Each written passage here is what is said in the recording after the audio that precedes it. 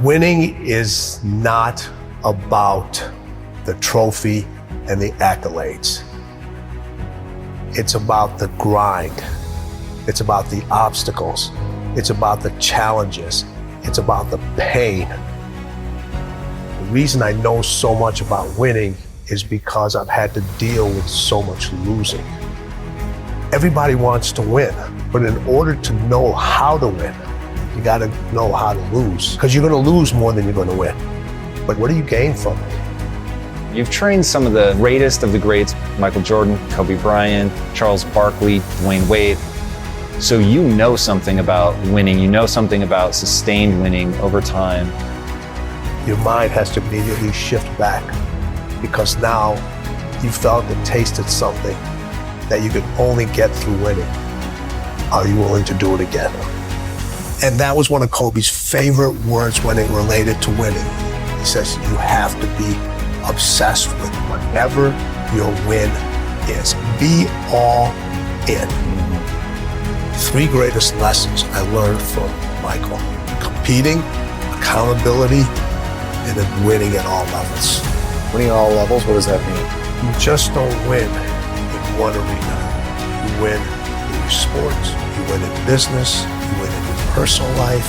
Other people win because you win. It isn't just about you. It's about being able to pull the team and show them what it feels like to win. And this isn't about playing basketball like Michael Jordan did, like the late, great Kobe Bryant, Dwayne Wade. This is about having the mindset to winning. When you fail, your feelings give you excuses. Your mind makes you more resilient. You look at when Kobe, his first playoff series, he had this horrible game where he shot like 4 or 5 straight air balls.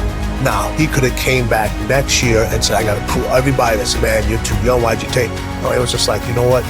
That's on me. I have to own that moment. Now, I got to prove to myself I can overcome this, because now everybody else is doubting me, but I can't doubt myself. Everybody told MJ, don't go to North Carolina. You'll never play. You shouldn't be here. And Michael went out and he said, I don't need to prove to coach. I don't need to prove to Buzz. I need to prove to myself that I belong here.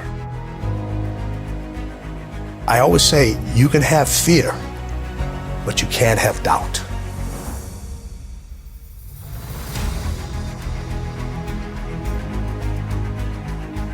When I was working with my professional athletes, it required me to do a lot of traveling.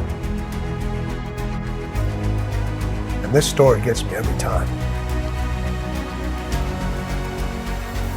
So when people say it didn't hurt, it still hurts. I was packing for a trip. My daughter walks into the room. She says, Dad, why do you travel so much? I said, sweetheart, this is how I provide for the family. This is how I take care of you and Mom. This is how I put food on the table. She looks at me and says, Daddy, if I eat less, will you stay home more? Now people would think in a fairy tale, or most people would say, I unpacked my suitcase. I'm not going to take this trip. All right, let's go grab some ice cream or let's go out. I kept packing them. Why?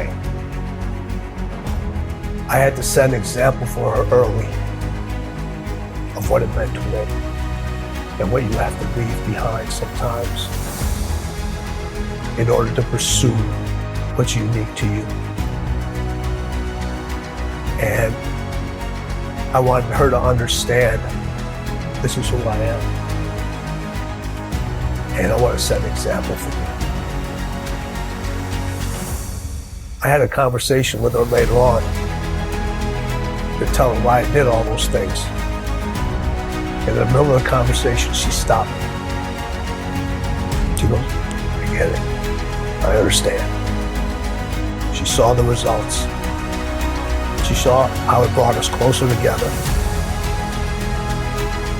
She understood my dedication to my craft and what it took to excel and what it took to be different and what it took to stand by unpopular decisions, knowing that every successful person that I've met, every successful person that I know had to make those decisions over and over again. There are things that are going to have to take a back seat. You're going to have to leave a lot of things behind.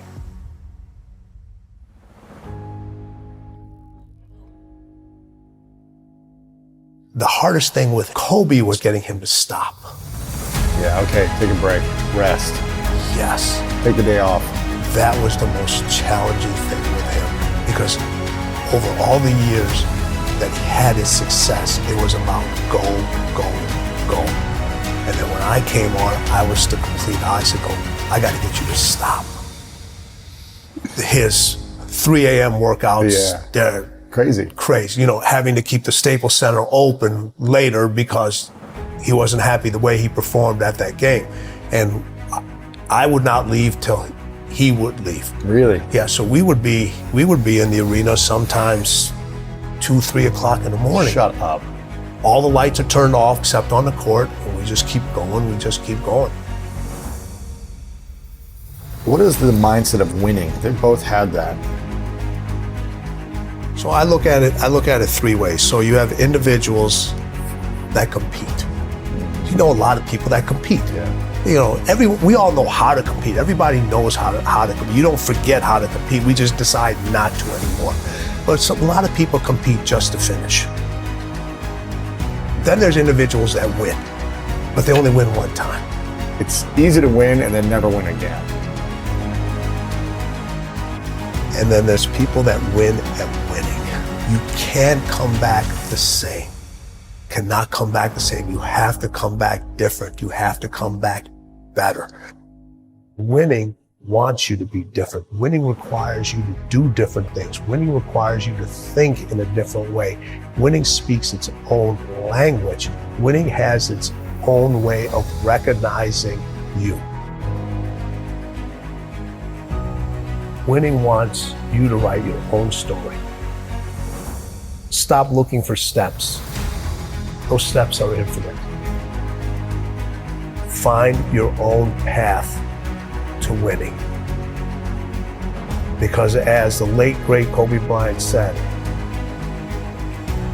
winning is everything.